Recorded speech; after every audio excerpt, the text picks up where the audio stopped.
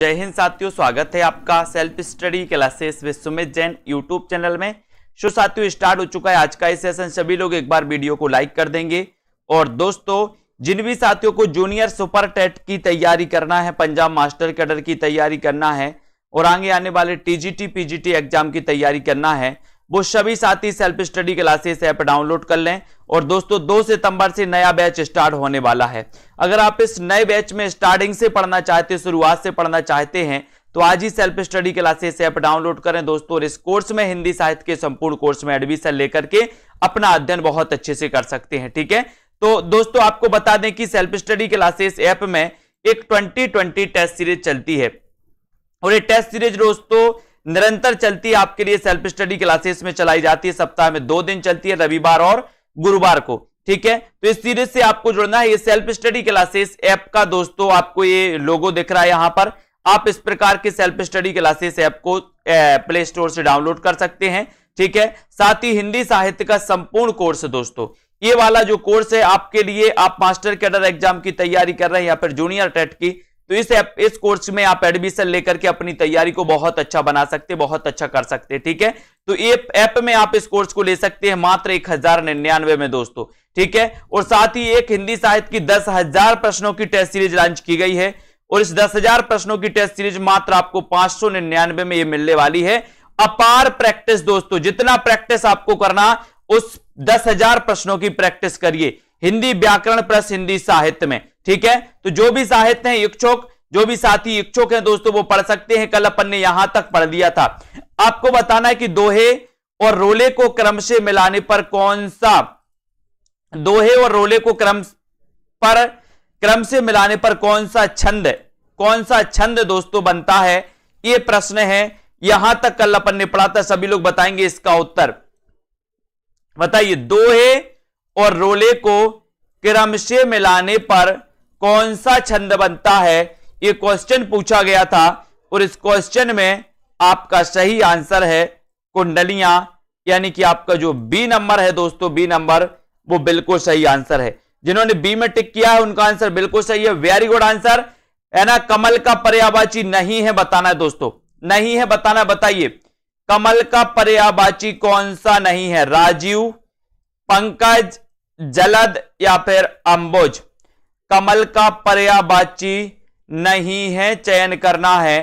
तो एक क्वेश्चन अपन ने कल 101 तक पढ़ लिया था दोस्तों, है ना। और आपने बताया था कि सर राजीव तो कमल का पर्यायवाची है, पंकज तो कमल का पर्यायवाची है, अंबुज तो कमल का पर्यायवाची है, लेकिन जो जलद है, जलद यानी कि सी नंबर जो है, ये कमल का पर्यायवाची नहीं है। यानी कि आपने सी नंबर बिल्कुल सही आंसर बताया था। तोड़ती पत्थर कैसी कविता है, तोड़ती पत्थर आपको बताना है दोस्तों ये कैसी कविता मानी जाती है, आपको चयन करना है।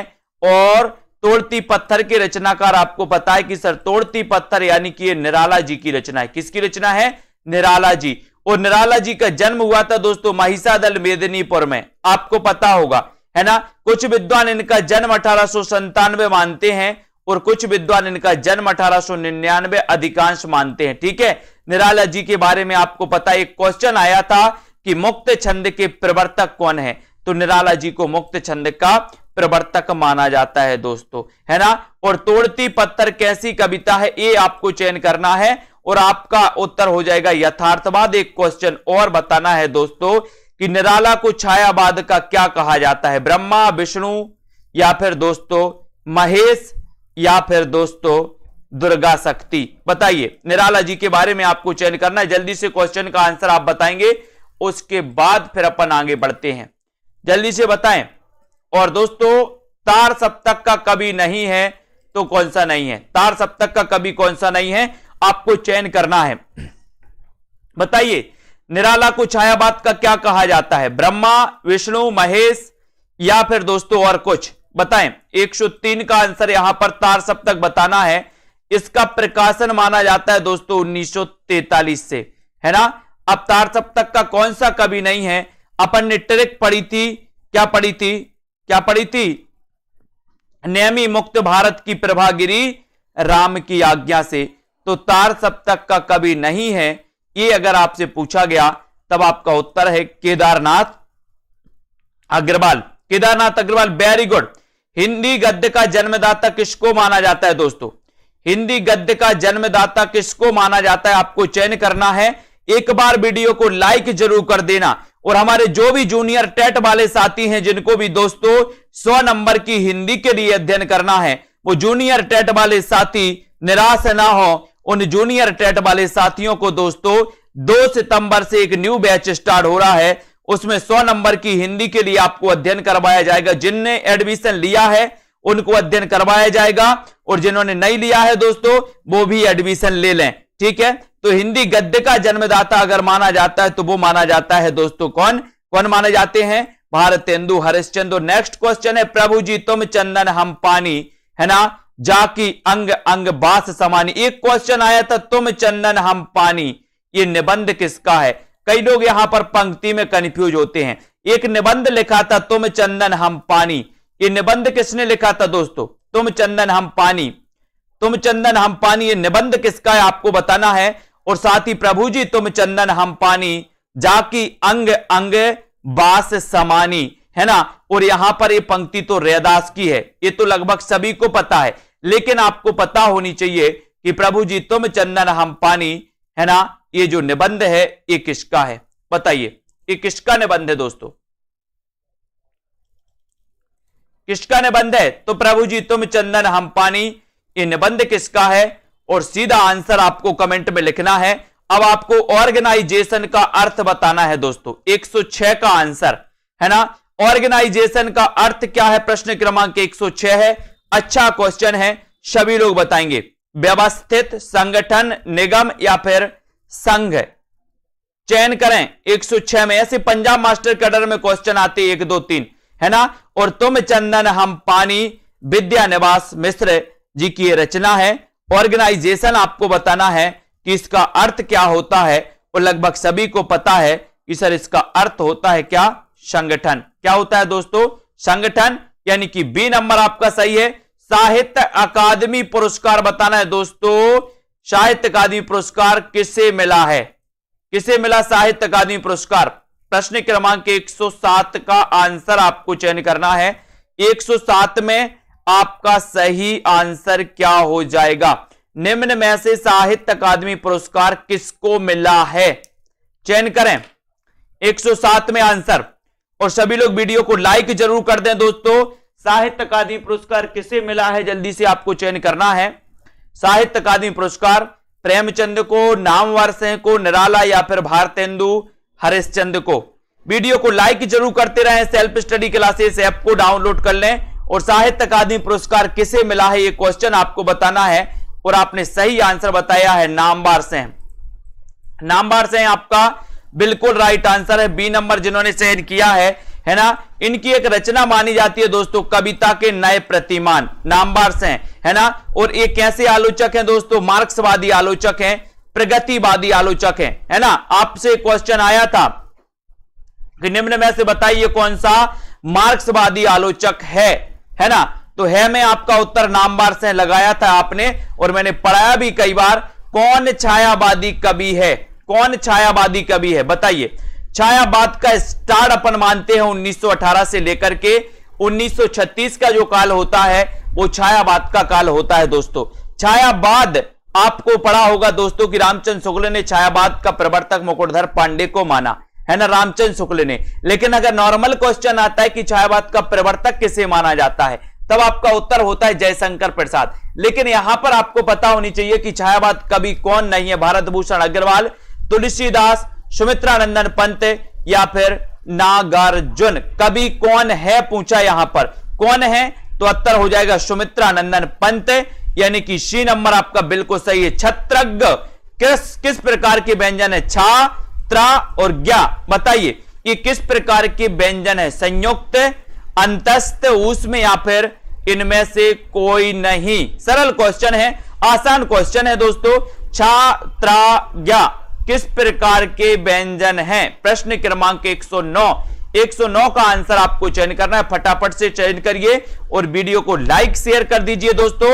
और 109 में आपका सही आंसर जाता हुआ क्या आंसर है कि सर ये तो क्या है? छत्रग्र, है ना, ये संयुक्त व्यंजन है। यानी कि आपका 1 नंबर बिल्कुल सही हो जाता है। नेक्स्ट, कौन सा युग्म विशेषण नहीं है? बहुत अच्छा क्वेश्चन। कौन सा युग्म विशेषण नहीं है? 110 का आंसर आपको चयन करना है। 110 में आपका उत्तर क्या हो जाएगा? छोटा बड़ा, हरा पीला, 2 3, राम लक्ष्मण। कौन सा युग्म विशेषण नहीं है, ये आपको चयन करना है। एक बार लाइक करके अपने मित्रों तक शेयर जरूर कर दें दोस्तों, जल्दी से आ जाओ और शेयर करते जाओ कि कौन सा विशेषण नहीं है, ये आपको चयन करना है। क्वेश्चन अच्छा है और लाइक जरूर करना है आप लोगों को। सेल्फ स्टडी क्लासेस ऐप को डाउनलोड कर लें। और सभी लोगों ने बता दिया है कि सर अगर उत्तर लगाना है तो आप डी नंबर में लगा दो, राम लक्ष्मण। ये विशेषण नहीं है, डी नंबर बिल्कुल सही।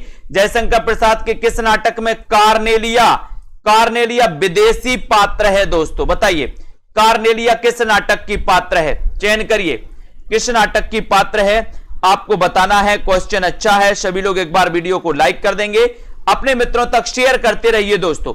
जयशंकर प्रसाद के किस नाटक में कार्नेलिया, स्कंदगुप्त, चंद्रगुप्त, विशाख या फिर अजात शत्रु?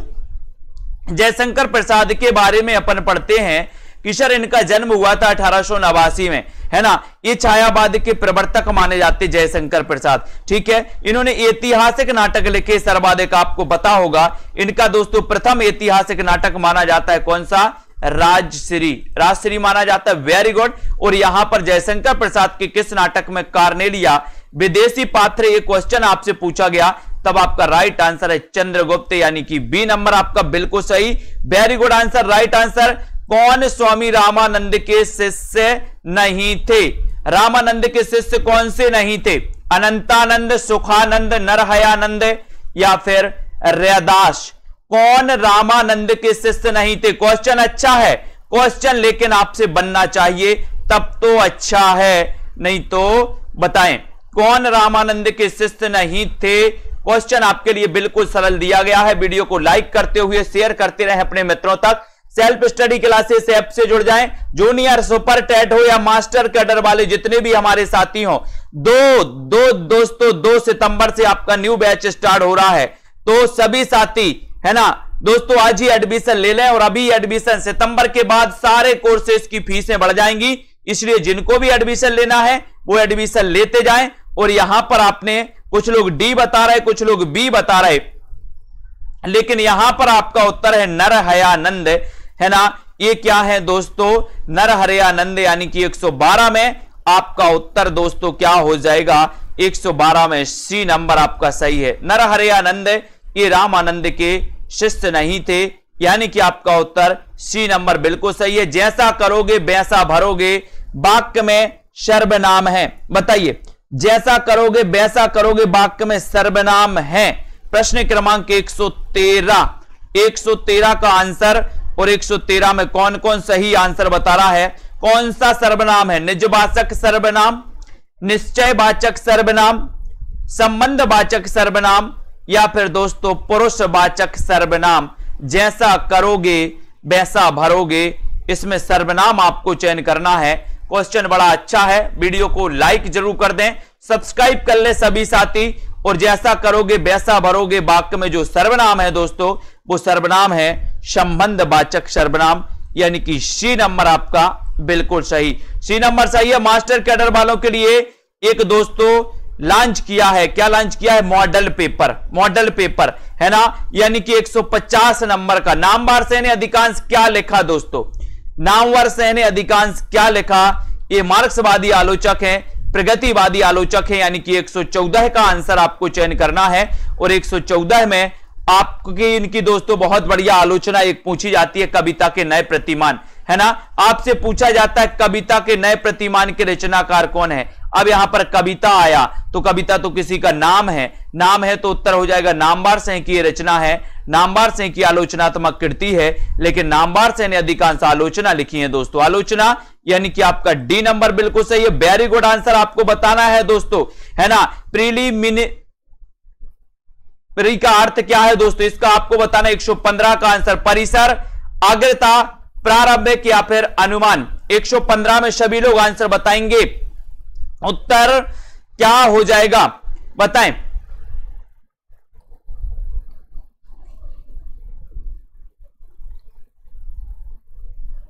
सभी लोग बताएंगे। बहुत अच्छा क्वेश्चन है दोस्तों, ऐसे क्वेश्चन कई बार पूछ लिए जाते हैं दोस्तों। 115 में आपको चयन करना है और आप दोस्तों कौन सा है ना, प्रीलियम प्री एग्जाम देते ना अपन, प्री एग्जाम देते हैं दोस्तों, है ना, और उसी से बना ये शब्द है और इसे अपन क्या बोलते, प्रारंभिक परीक्षा, प्रारंभिक परीक्षा बोलते ना। तो यानी कि आपका यहां पर दोस्तों अपन प्राइमरी भी देखते हैं तो प्रारंभिक स्कूल, है ना। तो यहां पर आपका सी नंबर बिल्कुल सही होगा, सी। जिन्होंने बताया आषाढ़ का एक दिन नाटक के रचनाकार कौन है, आपको चयन करना है।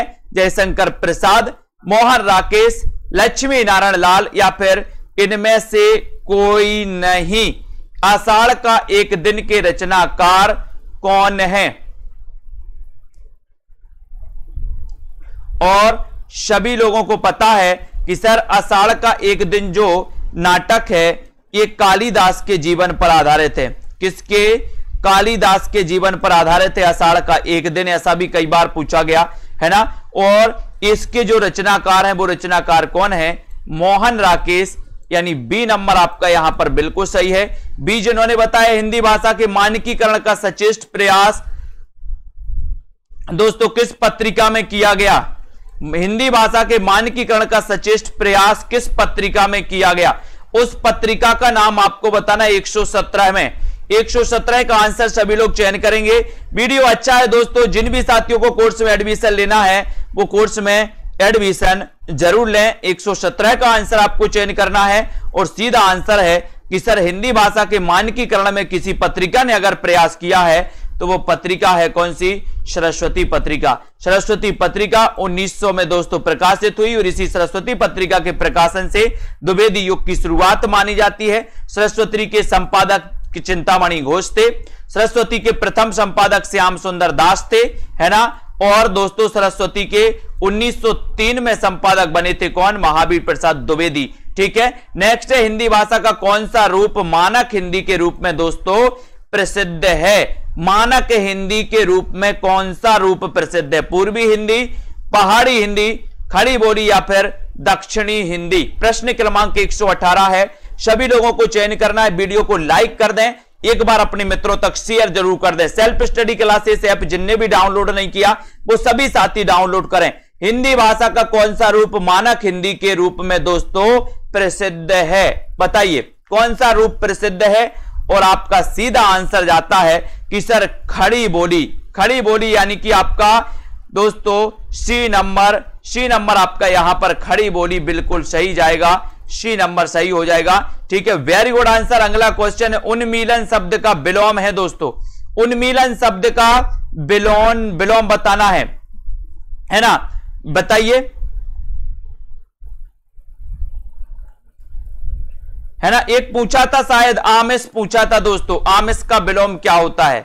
आमिष का पूछा था ना। विकल्प में बहुत सारे लोगों ने सामिष लिया है, सामिष लगाया था, जबकि आमिष का क्या होता है ये भी बता दो। उन्मीलन का भी बताना है।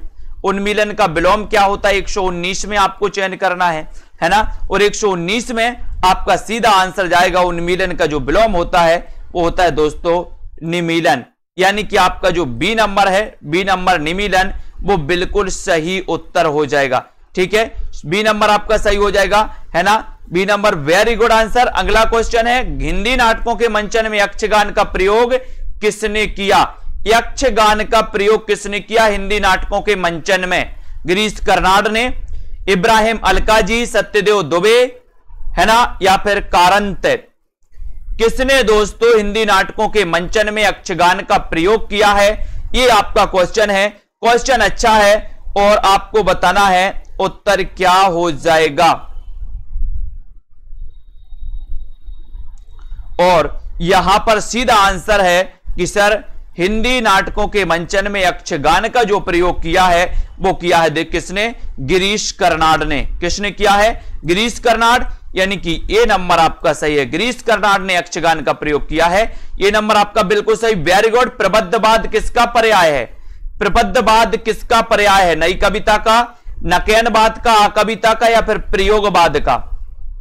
बताएं, प्रबद्धवाद किसका पर्याय माना जाता है? क्वेश्चन बहुत अच्छा है। वीडियो को लाइक जरूर करना है आपको। उत्तर क्या हो जाएगा? प्रपद्यवाद किसका पर्याय है? और यहां पर आपका 121 का नंबर बताना है। प्रपद्यवाद किसका पर्याय है, ये नंबर आपका बताना है। और यहां पर सीधा सीधा आपका आंसर जाएगा नकेनवाद। नकेनवाद यानी बी नंबर आपका बिल्कुल सही है। ये नकेनवाद का दोस्तों माना जाता है। ठीक है, वेरी गुड, ये बी नंबर आपका सही है। कुरुक्षेत्र को क्या कहा जाता है? कुरुक्षेत्र रचना है, वो भी आपको बताना है। बताइए कुरुक्षेत्र किसकी रचना है? कुरुक्षेत्र को क्या कहा जाता है? रण क्षेत्र, कौरव क्षेत्र, युद्ध क्षेत्र या फिर यज्ञ क्षेत्र? कुरुक्षेत्र रचना किसकी है? कुरुक्षेत्र को और क्या कहा जाता है? ये आपको क्वेश्चन चयन करना है। प्रश्न क्रमांक 122 है। 122 में आपको बताना है। तो लगभग सभी लोगों को पता है कि सर कुरुक्षेत्र को क्या कहा जाता है। बहुत सारे कंफ्यूज होंगे इस क्वेश्चन में। बताइए क्या कहा जाता है कुरुक्षेत्र को? कुछ लोगों ने युद्ध क्षेत्र लगा दिया, लेकिन इसको कहा जाता है रण क्षेत्र। क्या कहा जाता है दोस्तों? कुरुक्षेत्र को रण क्षेत्र कहा जाता है। अब कुरुक्षेत्र रचना किसकी है? तो आपने बताई कि सर ये रचना कुरुक्षेत्र है किसकी? दिनकर की, क्योंकि कुरुक्षेत्र में हमें जाना है दिन में जाना तो दिनकर। प्रसाद का संबंध किस काव्य प्रवृत्ति से है? प्रसाद का संबंध किस काव्य प्रवृत्ति से है? बताइए, छायावादी, प्रयोगवादी, प्रगतिवादी या फिर इनमें से कोई नहीं? प्रसाद का संबंध किस काव्य प्रवृत्ति से है? आपको चयन करना है दोस्तों, किस काव्य प्रवृत्ति से है। बहुत अच्छा क्वेश्चन है, सभी लोग आंसर बताएंगे। और यहां पर 123 का सीधा आंसर जाएगा दोस्तों। 123 का छायावाद, क्योंकि छायावाद के तो ये क्या है? ये तो छायावाद के प्रवर्तक हैं। क्या है? प्रवर्तक। ठीक है, कौन? जयशंकर प्रसाद। ठीक है, सभी को पता है। प्रयोगवाद शब्द का सबसे पहले प्रयोग नंद दुलारे वाजपेयी। प्रयोगवाद के प्रवर्तक अज्ञेय। प्रगतिवाद शब्द का सबसे पहले प्रयोग मुक्तिबोध, है ना। प्रगतिवाद के प्रवर्तक सुमित्रा नंदन पंत, है ना। इसको याद रखना है। नीम हकीम खतरे जान का अर्थ क्या है? नीम हकीम खतरे जान का अर्थ क्या है? अल्प ज्ञान हानिकारक होता है। नीम के कड़वे का ज्ञान होना। नीम का प्रयोग हकीम द्वारा करना या उक्त में से कोई नहीं। नीम हकीम खतरे जान, इसका अर्थ क्या है? अर्थ बताना है सभी लोगों को, जल्दी से बताइए। नीम हकीम खतरे जान का अर्थ क्या है? 124 का आंसर आपको चयन करना है। और 124 में आपका सही बात आपका हो जाएगा कि सर अल्प ज्ञान हानिकारक होता है। अल्प ज्ञान क्या होता है? हानिकारक। ये नंबर आपका बिल्कुल सही, वेरी गुड। छंद शास्त्र का प्रणेता किसे माना जाता है? छंद शास्त्र का प्रणेता किसे माना जाता है? डिंगल, पिंगल, पतंजलि या फिर मनु को? बताइए, छंद शास्त्र का प्रणेता किसे माना जाता है? आपको चयन करना है। सभी लोग चयन करेंगे। लाइक जरूर कर देना। प्रमोद पाठक जी बताइए, मोहित जी, छंद शास्त्र के प्रणेता किसे माना जाता है? और सीधा आंसर आपका जाएगा 125 में। क्या आंसर जा रहा है? सभी लोगों ने बताया है कि सर पिंगल। किसे? आचार्य पिंगल, यानी बी नंबर आपका बिल्कुल सही है, वेरी गुड। एक क्वेश्चन आता है, छंदमाला किसकी रचना है? छंदमाला किसकी रचना है? बताइए, छंदमाला किसकी रचना है? छंद शास्त्र के प्रणेता तो पिंगल हैं। कलकत्ता में फोर्ट विलियम कॉलेज के संस्थापक कौन थे दोस्तों? कलकत्ता में फोर्ट विलियम कॉलेज के संस्थापक कौन थे? गिलक्राइस्ट, बेलेजली, सदल मिश्र या फिर डलहौजी?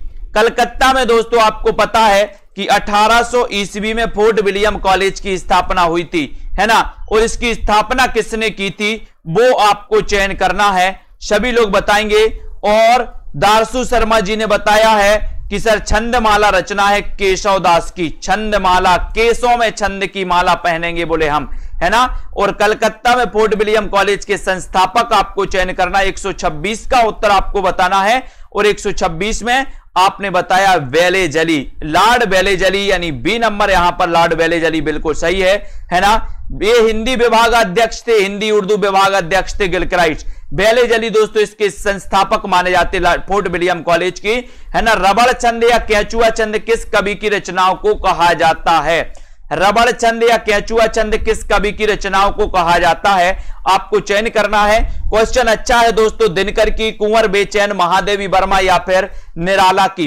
रबड़ छंद या केंचुआ छंद किस कवि की रचनाओं को कहा जाता है, ये आपसे क्वेश्चन पूछा गया है। क्वेश्चन बहुत अच्छा है और सभी लोगों को लगभग पता है कि सर ऐसा क्वेश्चन अगर एग्जाम में आएगा तो हम लगाएंगे किसको, निराला जी को। निराला जी को यानी कि डी नंबर। आपको पता है इनका प्रथम काव्य संग्रह कौन सा माना जाता है, अनामिका। अनामिका है ना। और इनकी दोस्तों अंतिम कृति मानी जाती है कौन सी, सांद काकली। सांद काकली आपको पता है ना, बहुत बढ़िया है। तो ये निराला जी हैं दोस्तों जिनकी प्रथम कविता मानी जाती है जूही की कली। जूही की कली है ना। और यहां पर निराला जी को याद रखेंगे। हिंदी खड़ी बोली का प्रथम महाकाव्य कौन सा है, 128 का आंसर आपको चयन करना है। सभी लोग बताएंगे साकेत, शामधैनी, हल्दी घाटी या फिर प्रिय प्रवास, है ना। बताइए हिंदी खड़ी बोली का प्रथम महाकाव्य। खड़ी बोली का आपको पता है दोस्तों, खड़ी बोली के प्रथम कवि अमीर खुसरो, ठीक है।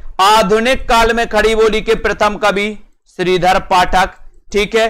और दोस्तों खड़ी बोली के प्रथम महाकवि अयोध्या से उपाध्याय हरिओद। खड़ी बोली का प्रथम महाकाव्य प्रिय प्रवास, यानी कि डी नंबर आपका सही है। प्रिय प्रवास दोस्तों रामचंद्र शुक्ल ने इसे महाकाव्य नहीं माना। इसमें आपको बताना कितने सर्ग हैं, प्रिय प्रवास में कितने सर्ग हैं आपको बताना है। कलम का सिपाही के लेखक कौन है, कलम का सिपाही, और एक पूछा जाता है कलम का मजदूर, है ना। कलम का सिपाही और कलम का मजदूर, है ना। आपको बताना है कि इसके लेखक कौन है। 129 का आंसर, 129 में आपको आंसर चयन करना है। अच्छा क्वेश्चन है दोस्तों, है ना। और सभी लोगों को पता है कि सर अगर कलम का सिपाही पूछा गया है, कलम का सिपाही पूछा गया है, तब आपका उत्तर हो जाएगा, क्या हो जाएगा, अमृत राय। अमृत राय यानी बी नंबर आपका सही हो जाएगा। लेकिन अगर यहां पर कलम का मजदूर पूछा जाता तो आप क्या उत्तर लगाते, बताइए। कलम का मजदूर अगर पूछा जाता तो उत्तर क्या लगाते, मुझे चांद चाहिए किस विधा की कीर्ति है। आपको पता है कि निर्मल वर्मा की कीर्ति है। निर्मल वर्मा की है कि सुरेंद्र वर्मा की, सुरेंद्र वर्मा, है ना। सुरेंद्र वर्मा की है मुझे चांद चाहिए, है ना। और दोस्तों किस विधा की कीर्ति आपको बताना है, कविता, नाटक और कहानी या फिर दोस्तों उपन्यास। जल्दी से बताएं, मुझे चांद चाहिए, है ना, सुरेंद्र वर्मा। और आपका उत्तर हो जाएगा दोस्तों यहां पर क्या हो जाएगा, ये किस विधा की रचना। अच्छा क्वेश्चन है, 130 का आंसर आपको चयन करना है। और ये दोस्तों क्या है, ये उपन्यास है। क्या है, उपन्यास है, यानी कि डी नंबर आपका सही है, बिल्कुल राइट आंसर है। उत्कर्ष शब्द का विलोम क्या होता है, उत्कर्ष का विलोम आपको बताना है। आकर्ष, अनुत्कर्ष, अपकर्ष या फिर आकर्ष।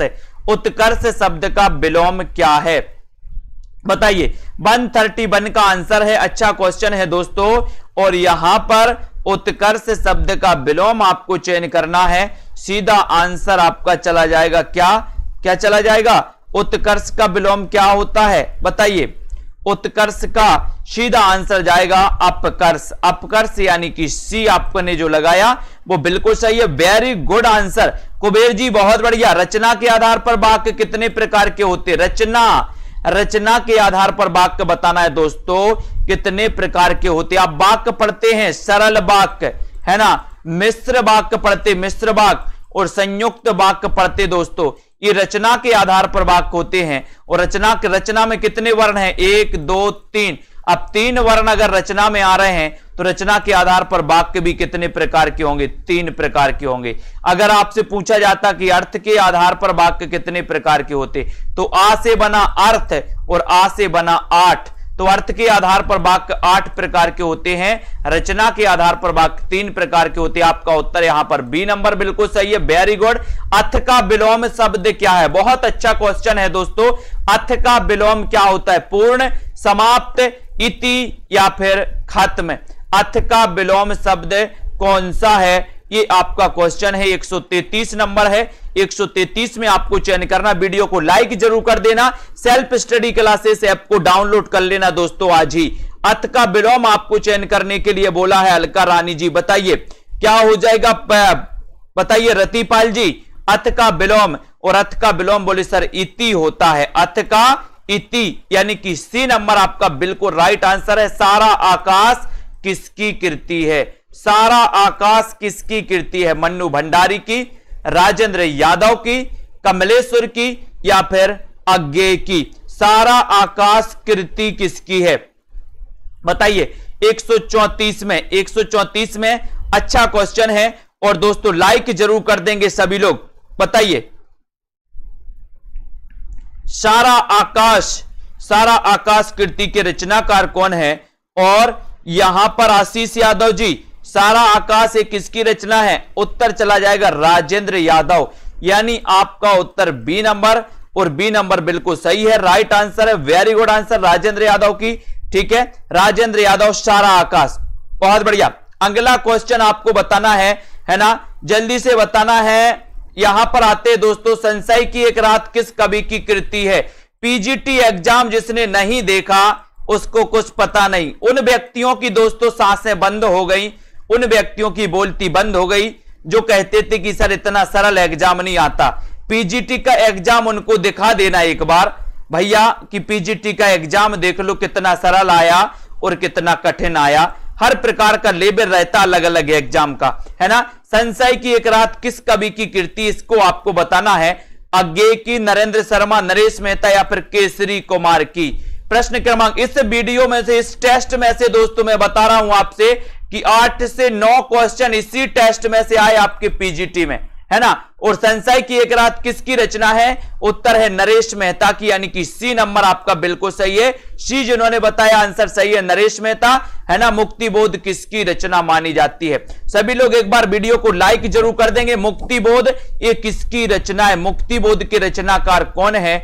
इसका आंसर सभी को बताना है ना। और 136 में आंसर बताना है ना। 136 का आपका सही आंसर हो जाएगा, 36 का हो जाएगा कि सर मुक्तिबोध पूछा गया है ना। तो उत्तर क्या हो जाएगा?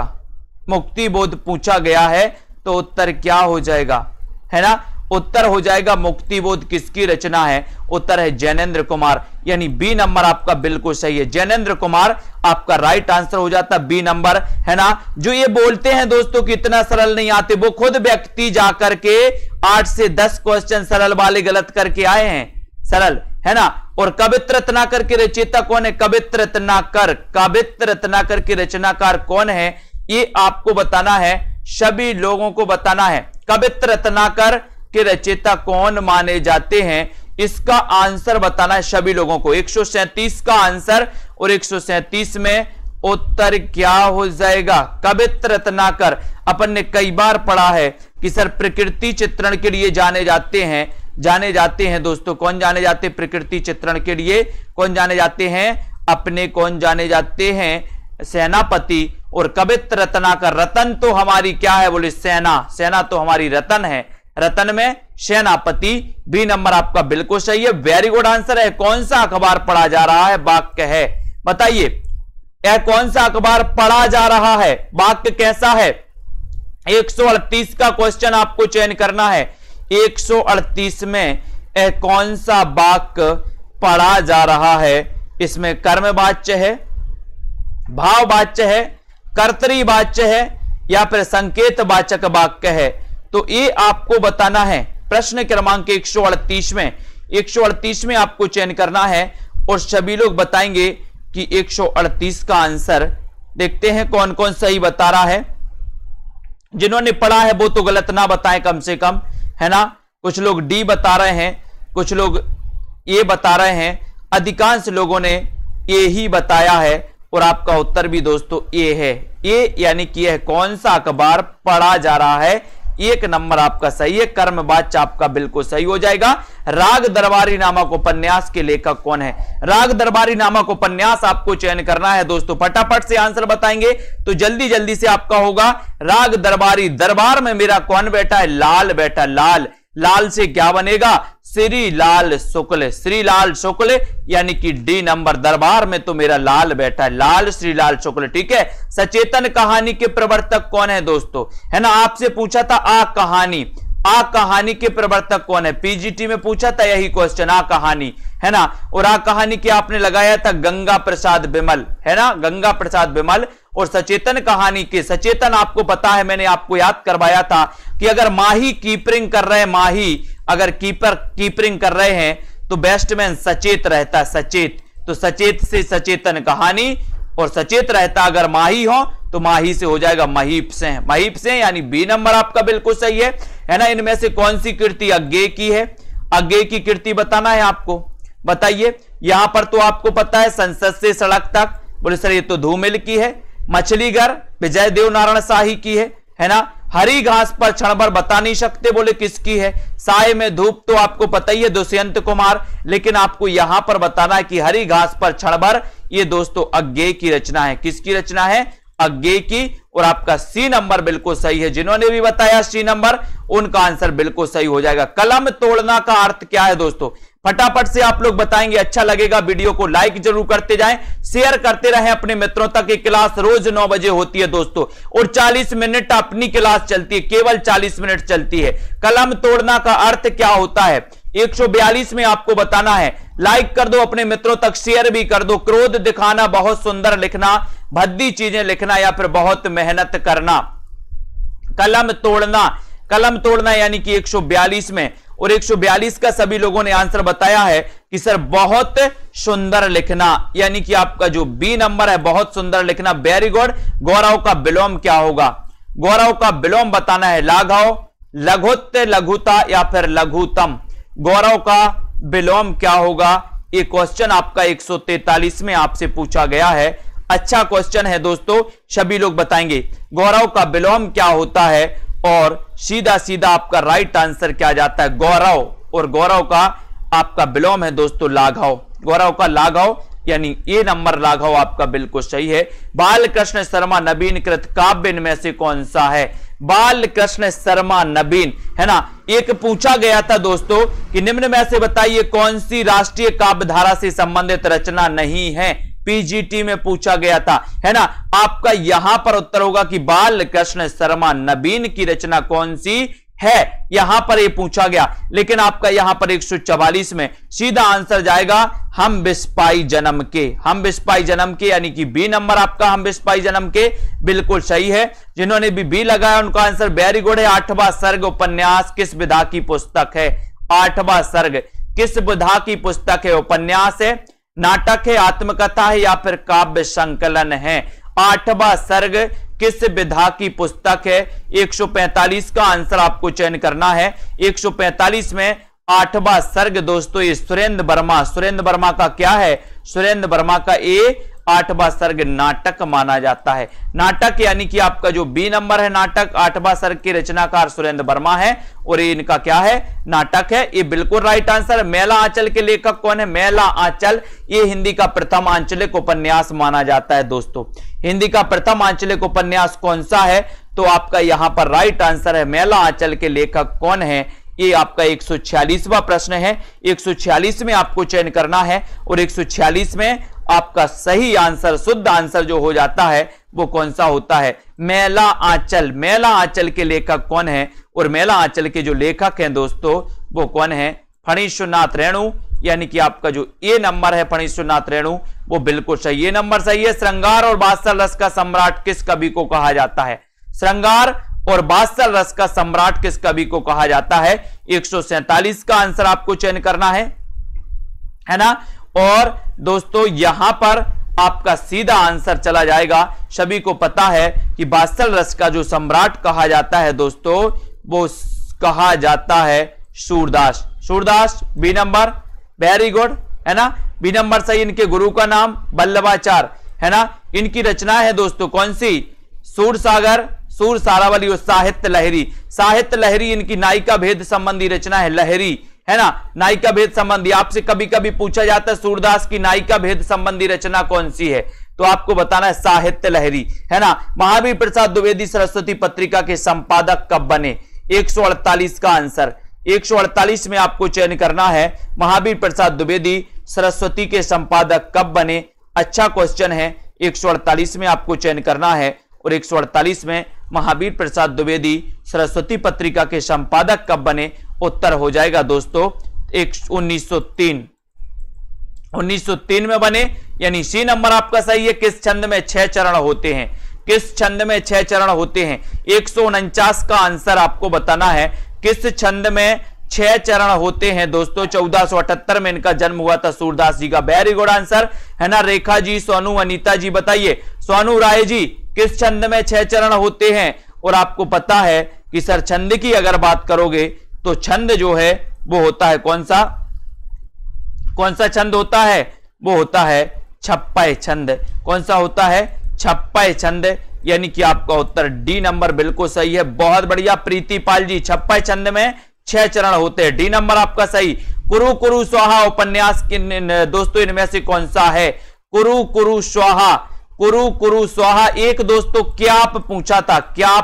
क्याप किसकी रचना है? क्या आप, अपन ने पढ़ा था क्या आप जोश में है? क्या आप जोश में है? वहां पर किसाप लिख दिया था, कसाब लिख दिया था, क्या लिख गया था? कसाब, है ना। तो ये क्याप पूछा गया था, क्याप किसकी रचना है? तो क्याप अपन ने पढ़ी थी। क्या आप जोश में है? जोश में है यानी कि मनोहर श्याम जोशी। कुरु कुरु स्वाहा, जब आप हवन में बैठते हो, हवन में तो आप जोश में डालते हो। महाराज जी, महाराज बोलेंगे पंडित जी कुरु कुरु स्वाहा, आप जोश में बोलते हो कुरु कुरु स्वाहा, है ना। तो अपन कुरु कुरु स्वाहा जोश में बोलते हैं। जोश में तो मनोहर श्याम जोशी। आज की रामायण, आज की कथा को यहीं पर विराम देते हैं दोस्तों।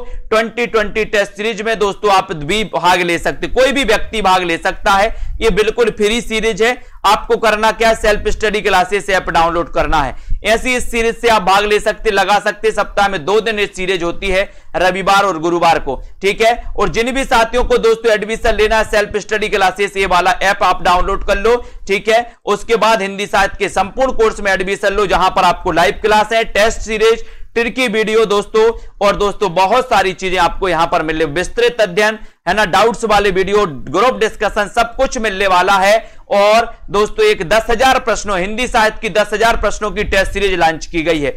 10,000 पूरे प्रश्न आपके लिए होंगे मात्र 599 में, ठीक है। और इस सीरीज से आप जुड़ सकते हैं। और साथ ही दोस्तों जूनियर टेट के लिए 2 सितंबर से न्यू बैच स्टार्ट होने वाला है 100 नंबर के लिए। तो जो भी हमारे मास्टर कैडर वाले साथी हैं, जो नंबर हमारे जूनियर वाले साथी हैं, जिनको भी हिंदी साहित्य शुरुआत से पढ़ना है, 100 नंबर का अध्ययन अपना बहुत अच्छा बनाना है, वो इस जूनियर सुपर टेट वाले दोस्तों कोर्स में अध्ययन कर सकते हैं दोस्तों, और एडमिशन लेकर के इसमें कर सकते हैं। और सितंबर के बाद दोस्तों सभी कोर्सेज की फीस बढ़ जाएगी। इसलिए जिनको भी पढ़ना है, जिनको भी दोस्तों कोर्स में एडमिशन लेना है, ट्रिक से पढ़ना है, वो आपसे आराम से self study classes app download कर लो। वीडियो को लाइक शेयर कर लो। कुबेर जी, विवेक जी, पुष्पा, मनु जी, विजय लक्ष्मी, दारसू जी, रीता जी, छाया जी, कल्पना जी, जितने भी हमारे साथी हैं लाइक शेयर जरूर करते रहें। बीनू जी, अनामिका, बीना तिवारी, केएम जी, निष्ठा जी, कल्पना, कुबेर जी, बबीता जी, है ना, और केएम, प्रियंका जी, उदय यादव जी, शीला जी, दारसू, पूनम जी, और दोस्तों कुमार, ओम प्रकाश जी, वेरी गुड, निष्ठा जी, राजेश जी, लवली ठाकुर जी और प्रमोद जी, ठीक है। 10 बजे दोस्तों एग्जाम पार में क्लास चलती है, उसमें भी आप पढ़ सकते, प्रैक्टिस करते हैं मनु जी, ठीक है। बिल्कुल लेवल बहुत अच्छा रहेगा। अंजलि जी, दारसू, अर्शदीप, छोटी राय जी, निशी जी, आसू, अजय शर्मा, राधिका, कल्पना जी, श्यामधन नोटियाल जी, छवि गौतम जी, आकांक्षा जी, सभी साथियों को धन्यवाद दोस्तों। पढ़ते रहें, अध्ययन करते रहें और लाइक शेयर करते रहें सेल्फ स्टडी क्लासेस, है ना। जहां तक आपका बनेगा बहुत सारा आप दोस्तों सहयोग करेगा। संगम जी, वेरी गुड, ठीक है ना। नेट JRF के लिए नहीं होती, संगम जी, लोकेश जी, मंजू, राधिका जी, ठीक है, बहुत बढ़िया, धन्यवाद। लाली यादव जी, अर्शदीप, अजय शर्मा जी, सभी साथियों को दोस्तों जय हिंद।